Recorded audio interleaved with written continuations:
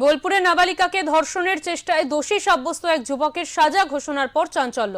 আদালত বুধবার ওই যুবক শেখ ইমরানকে 20 বছর সশ্রম কারাদণ্ডে দণ্ডিত করেছে।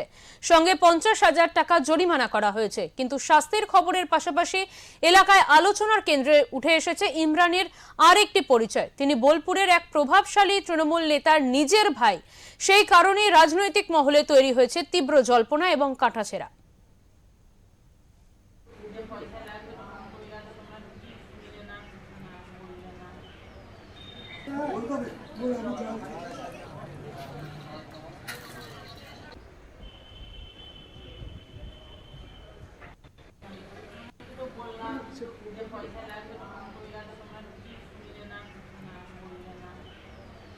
ওটা একটা পক্সো কেস ছিল, 20 সালের মামলা। ওই মামলাটা যিনি করেছেন, শান্তিনিকেতনে একটা অভিযোগ করেছিল। ওর একটা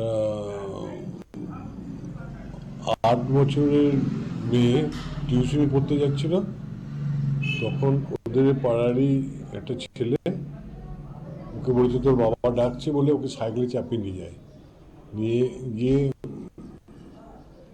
একটা নির্জন জায়গায় নিয়ে গিয়ে ওকে সমস্ত কিছু খুলে ওকে যৌন হেনস্থা করে এবং চিৎকার করার ফলে মেয়েটি সহ্য করতে না পারে চিৎকার করে ওখানে স্থানীয় লোকেরা যায়, তার মধ্যে মহিলারাও ছিল, ওকে ধরে পুলিশের হাতে দিয়ে দেয়। সেইটাই